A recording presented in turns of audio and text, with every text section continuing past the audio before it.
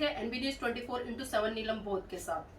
अक्सर हम देखते हैं कि कहीं ना कहीं जब संस्कृतियों की लड़ाई होती है तो बहुत बड़े स्तर पर द्वंद्व मचता है, लेकिन जब इतिहास के जानकार लोग इस तरह की बातें करते हैं और वो बातें तथ्यों के आधार पर करते हैं, इतिहास के आधार पर करते हैं, आंकड़ों के आधार पर करते हैं, लेकिन जब वही आंकड़े जो दूरदृष्टा वाले लोग होते हैं कहीं ना कहीं वो अपनी मानसिकता के कारण, जो कि प्री लक्षित मानसिकता होती है, पहले से प्री प्लान होती है, अगर उसके तहत उस चीज को देखने का काम करते हैं तो समाज में काम कर रहे बुद्धिजीवी लोगों को कहीं ना कहीं उसका बहुत बड़ा खामियाजा भुगतना पड़ता है। अभी पिछले 2 दिन से सोशल मीडिया पर जिस तरह से लगातार पिछले 2 दिन से सोशल मीडिया पर ज्ञान व्यापी मस्जिद का जो मुद्दा चल रहा है कि ज्ञान व्यापी मस्जिद है उसमें शिवलिंग मिला है, इसी को लेकर सोशल मीडिया पर अलग अलग तरह के ट्रेंड चल रहे हैं, अलग अलग तरह के लोग विचार रख रहे हैं और उसी विचार में जाने माने हमारे साथ में दिल्ली विश्वविद्यालय के प्रोफेसर ने भी एक ट्वीट किया और अपनी बात को मुखरता से रखा, लेकिन वो मुखरता उनको किस हद तक भुगतनी पड़ी इसका खामियाजा आपके साथ में हम इस चर्चा में करेंगे, क्योंकि उन पर एक एफआईआर दर्ज हुई है। तो मेरे साथ में इसी कड़ी में है प्रोफेसर रतन लाल जी,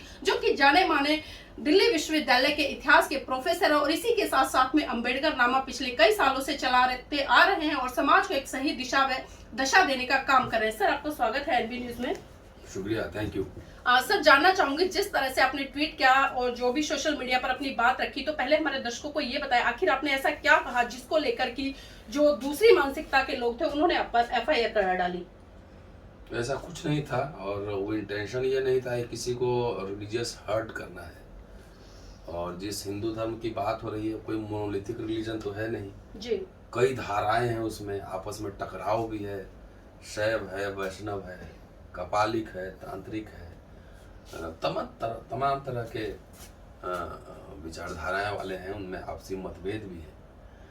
और कई दिनों से देख रहा था कि टेलीविजन पे साधु और मौलाना बैठ के ये तय करने में लगे हुए हैं कि वो फव्वारा है या शिवलिंग है। जी। मामला कोर्ट में है और कोर्ट अपने एक्सपर्ट जो होते हैं उसके आधार पर तय करता है। और ये मामला बेसिकली प्रोफेशनल आर्ट हिस्टोरियन का है, जी जी। आर्कियोलॉजिस्ट का है ये, कि उसे खुदाई करे, उसे कार्बन डेटिंग करे, उल्लिंग है कि नहीं है, उल्लिंग कितने प्रकार के हैं, इन बाबा लोगों को बताना चाहिए कि शिवलिंग कितने प्रकार के हैं भारत में। तो एक फोटो वायरल चल रहा था, तो मैंने जो लिखा है उसका इंटेंशन कोई नहीं था कि रिलीजियस हर्ट करना है जी। यदि लगता है, हो सकता है, संभावनाओं में ना कि जो दिख रहा है लिंग, तो वो पहले ही बाबा और साधु लोग तय करे और मौलवी तय करे कि वो लिंग जो शिवलिंग कथित रूप से है वो तोड़ा गया है कि काटा गया है। यही बात है जी, बिल्कुल। कि उसको तोड़ेंगे तो खंडित टेढ़ा मेढ़ा टूटेगा, एकदम प्लेन नहीं टूटता है। तो अगर काटा गया है तो किसने काटा, क्यों काटा, कब काटा, उसका इंटेंशन, इतिहास में सब कुछ समझने की कोशिश होती है। तो अगर कहते हैं कि औरंगजेब के ज़माने में हुआ, अभी ज्ञान वापी मस्जिद किसने बनाया, कब बनाया, उसका डेट कोई निश्चित नहीं है।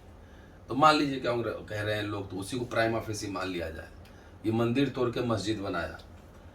तो दुनिया भर में, सिर्फ भारत में ही नहीं, जब आक्रांता कहीं अटैक करता है, तोड़ता है, तो सबसे पहले उनके सिंबल्स को अटैक करता है, उनके प्रतीकों को तोड़ता है। तो मान लीजिए कि वो मंदिर को तोड़कर अगर मस्जिद बना दिया तो मंदिर में शिवलिंग होगा। तो शिवलिंग का जो प्राइमा फेसी जो लगा हुआ है, वो लग रहा है कि उसको काटा गया है, काटा गया है। तो आप जब जो विजेता होता है जब काटता है, तो मैंने ये लिखा कि हो सकता है कि मतलब इंटेंशन ये था कि ये हिंदुओं को चिढ़ाने के लिए जी जी।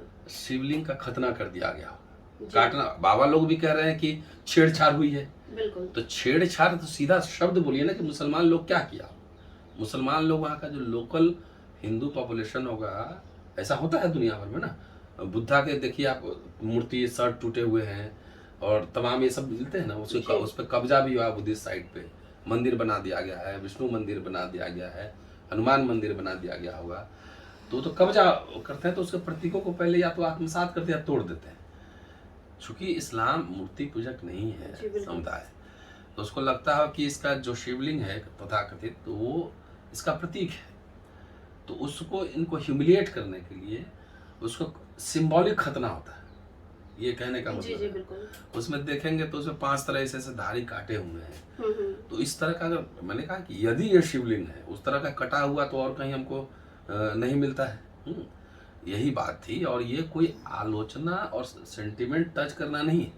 आप गौतम बुद्ध से लेके अंबेडकर तक, पेरियार, फूले, रविदास, कबीर, इन सब लोगों ने हिंदू धर्म की बहुत तीखी आलोचना की है। बिल्कुल। भारत सरकार किताब छापती, मैं नहीं छापता।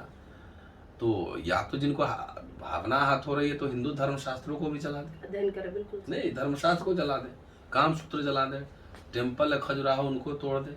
अब शिव पुराण, विष्णु पुराण में क्या क्या बातें लिखी गई हैं वो सब पढ़ के, अगर उसी में से पढ़ लिए कुमार संभव में क्या लिखा हुआ है तो बोले कि नहीं मेरी भावना हाथ हो गई। अगर खजुराहो का टेम्पल में फोटो लगा दें बिल्कुल। जो काम मुद्रा में तरह तरह के हैं और लिख दें कि ये है हमारी संस्कृति का हिस्सा भी, लोग कहे कि मेरी सेंटिमेंट आहत हो गया, तो इसका कोई जवाब थोड़ी। तो भारत में तो कुत्ता बिल्ली किसी को भी कुछ कहिएगा तो बोलेगा सेंटिमेंट ही आहत हो गया। जी। तो लोकशाही में ऐसे थोड़ी चलता है। आप मेरे से विमर्श करिए, आर्ट हिस्टोरियन को बुलाइए, वो है शिवलिंग है नहीं है उसके और उसका अध्ययन करेगा तमाम बात। हर बात पर ये रिलीजन कम पॉलिटिक्स ज़्यादा है। बिल्कुल। और जो लोग कह रहे हैं उनको नहीं लगता कि मूंछ रखने पे, स्मार्ट दिखने पे दलित को मार दिया जाता है, घोड़ी पे चढ़ने से मार दिया जाता है, पुलिस ऑफिसर जो है को पुलिस बुलानी पड़ी अपनी शादी में, मूंछ रखने पे मार देते हैं। तो उससे हमारी भावना आहत नहीं हो रही। और एक सवाल खाली उठाया संभावनाओं में, वो भी मैंने कोई वैल्यू जजमेंट नहीं दिया है, संभावनाओं में सवाल उठाया तो सेंटीमेंट आहत हो गई। लेकिन सर सवाल खड़े करना गलत कहाँ है? क्योंकि देखिए जो बुद्धिजीवी व्यक्ति होता है या बुद्धिजीवी हम किसी को भी कहें, वो सवाल नहीं करेगा तो फिर उसकी बुद्धिमत्ता का क्या फायदा? डेफिनेटली। तो और जितने धमकियां गाली मिल रही हैं और धमकियां बेटे को भी मुझे भी, तो उससे किसी की भावना आहत नहीं हो रही। जो मैं सोशल मीडिया पे आके जाके आप इतनी गालियां दें, जान से मारने की धमकी दें, तो उससे भावना आहत नहीं हो रही है किसी के। मतलब ये मुल्क कैसा आपको तय करना होगा ना कि संविधान के हिसाब से चलेगा कि कैसे चलेगा, तय करना होगा। तो ये सब यही सब मामला है। और लेकिन सर अभी जिस तरह से हमने 2 दिन पहले एक जंतर मंत्र की वीडियो काफी वायरल होती देखी है, जिसमें कि एक ब्राह्मण व्यक्ति वो बिल्कुल मुखर रूप से कह रहा है कि संविधान तो कचरा है, इसको जला देना चाहिए। तो इस तरह के लोगों पर किसी भी तरह की ना तो शासनिक या प्रशासनिक किसी तरह का कार्रवाई होती है, लेकिन जब बुद्धिजीवी वर्ग निकल के आता है, जब सवाल खड़े करता है और वो भी तथ्यों के आधार पर करता है, तो उनको कहीं ना कहीं उनके मनोबल को तोड़ने का काम किया जाता है, उनको लपेटने का काम किया जाता है ताकि वो भविष्य में इस तरह के सवाल ना खड़े कर सके। तो इन चीजों को किस तरह से लगाम लगाई जा सकती है और इन चीजों को किस तरह से देख रहे हैं सर? देखिए मेरे थ्रू पूरे बहुजन समाज को टेरराइज कर रहा है, चाहे जो भी संविधान में विश्वास रखने वाले लोग, न्यायप्रिय लोग हैं, वैसे लोगों को भी जो है ना टेरराइज करने की कोशिश की जा रही है। इसका तो एक तरीका है कि लोग अपने हक हकूक संवैधानिक अधिकार को समझें और आवाज उठाएं और एकजुटता दिखाएं, यही ना तरीका है। हम लोग तो संविधान को मानने वाले लोग हैं, किसी को न धमकी देंगे, न गाली देंगे, न तलवार भाजेंगे, न कुछ करेंगे। तो यही कहेंगे कि आप न्याय के पक्ष में खड़े होइए, बोलिए, डरने से तो बात नहीं बनेगी। बिल्कुल। तो अब केस जिनको करना है करे, ठीक है, मामला पुलिस न्यायालय तय करेगा कि क्या हुआ है नहीं हुआ है। मेरे वो लिखने से कितना धार्मिक भावना आहत हुई है, वो जो पिटिशनर है उनको क्वांटिफाई करना पड़ेगा ना, कितने लोग ये धार्मिक भावना आहत हुई। तो बाकी तो यहाँ दलित, बैकवर्ड, माइनॉरिटीज, औरत का तो कोई भावना है ही नहीं। जी सर, अक्सर हमने देखते हैं और देखते भी आ रहे हैं जिस तरह से पिछले 10-12 साल से केंद्र में भारतीय जनता पार्टी स्थापित है पूर्ण बहुमत के साथ में, और देख रहे हैं कि जिस तरह से अयोध्या राम मंदिर का जो फैसला आया था, अगर तथ्यों की बात करें, तथ्यों पर जिस तरह से लोग कह रहे हैं कि वहां पर शिवलिंग है, और जिस तरह से आपने जो एक ट्वीट किया, एक अपना वक्तव्य दिया उसको लेकर, तो उस पर लोगों की भावनाएं आहत हुई। लेकिन जब राम मंदिर बनता है वहां पर भी तथ्यों के आधार पर जो बुद्ध के अवशेष मिलते हैं उसको सुप्रीम कोर्ट भी डिनाई करता है और प्रशासन भी डिनाई करता है। तो तब जो एक बहुत बड़ा तबका है जो कि इस देश की ऐतिहासिक धरोहर को एक तरह से आगे बढ़ाने का काम करता है और उसको संरक्षित रखने का काम करता है, तो तब वो उन भावनाओं का ख्याल क्यों नहीं रखा जाता? तो भारत के बौद्धों को, जितने मॉन्क भिक्षु हैं, उनको सड़क पे आना चाहिए और अपने जितने बुद्धिस्ट साइट हैं, विहार हैं, टेम्पल हैं, उनको वापसी का आंदोलन चलाना चाहिए। जो समाज अपने अधिकार के लिए लड़ेगा उसी को न मिलेगा। ये लोग इतने दिन से लड़ रहे थे तो मंदिर बनवा लिए। तो कई साइट से बोधगया में भी बुद्धिस्ट टेम्पल ही है। मैं अभी सिरपुर गया था, सिरपुर में तो सारा पूरा एरिया ही बुद्धिस्ट है। वहाँ भी कब्जा करने चल रहा है, कब्जा लोग कर रहे हैं। तो बुद्धिस्ट लोग को निकलना चाहिए ना, घर बैठे बैठे कोई थोड़ी आपको वापस दे देगा। इतनी शानदार साइट है। और मैं कुर्कीहार मठ गया था, वहाँ भी कब्जा हो गया। तो हर जगह तो बौद्धों का कब्जा ना, मैं तो कह रहा हूँ ज्ञानवापी मस्जिद जो है उसको बहुत डीप उसकी खुदाई होनी चाहिए, कहीं पता लगे कहीं उसके नीचे भी बौद्ध विहार तो नहीं है, बिल्कुल बौद्ध टेम्पल तो नहीं है। तो उनको तो आवाज उठानी पड़ेगी ना, डरने से काम थोड़ी चलेगा।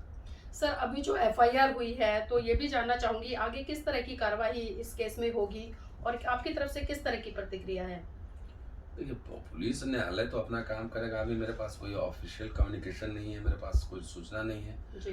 पुलिस अगर पूछताछ करेगी, सब करेगी, तो मैं उसमें कॉपरेट करूंगा। मैं तो यहीं बैठा हुआ ना, मैं छुपा हुआ नहीं हूँ, अपने घर में बैठा हूँ। और मैंने कहा भी है सब मीडिया में कि पुलिस बातचीत के पूछताछ करेगी तो हम कॉपरेट करेंगे। और खाली हमें जो सूचना है सोशल मीडिया के थ्रू ही सूचना है।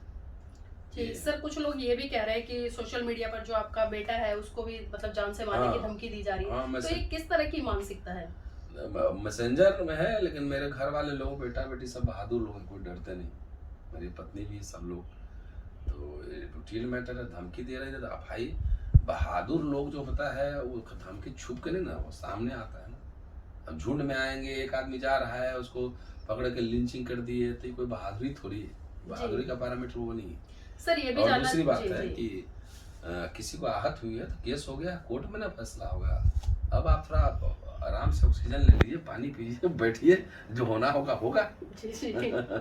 सर ये भी जानना चाहूंगी क्योंकि देखिए अक्सर इस तरह की जब घटनाएं घटती है समाज में, तो जो बहुजन समाज एक तबका कहा जाता है जिसमें कि एससी एसटी माइनॉरिटी ये सभी सम्मिलित होते हैं, लेकिन हम देखते हैं कि आंदोलन वही व्यक्ति करता है जो प्रताड़ित होता है। लेकिन हम अपने आप को बहुजन समाज का हिस्सा कहते हैं, लेकिन जिस पर अत्याचार और शोषण हुआ है सिर्फ वही मुखर रूप से बात रखता है, लेकिन सारे लोग पीठ पीछे खड़े होकर चर्चाएं तो करते हैं, लेकिन जब उसके समर्थन की बात आती है तो बहुत बड़े स्तर पर समर्थन देते नजर नहीं आ रहे। तो किस तरह से हम जो इस तरह की घटनाएं घटी है इनसे निजात पा सकते हैं?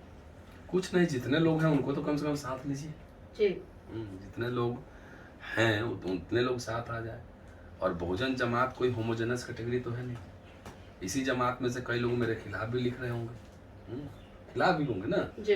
तो ये होमोजेनियस कैटेगरी नहीं। तो जो और भी, मैंने पहले कहा, न्याय पसंद संविधान को मानने वाले लोग हैं, तो हर समय इस तरह के लोग जो है ना, संख्या उनकी कम ही रहती है जो आवाज उठाते हैं, आज तक का इतिहास है। जी जी। लेकिन वही लोग फिर बड़ा आंदोलन भी खड़ा करते हैं, 2 4 10 लोग, 2 लोग मिलकर के बाद आंदोलन खड़ा कर देते हैं, न्याय के पक्ष में, संविधान के पक्ष में, कानून के पक्ष में।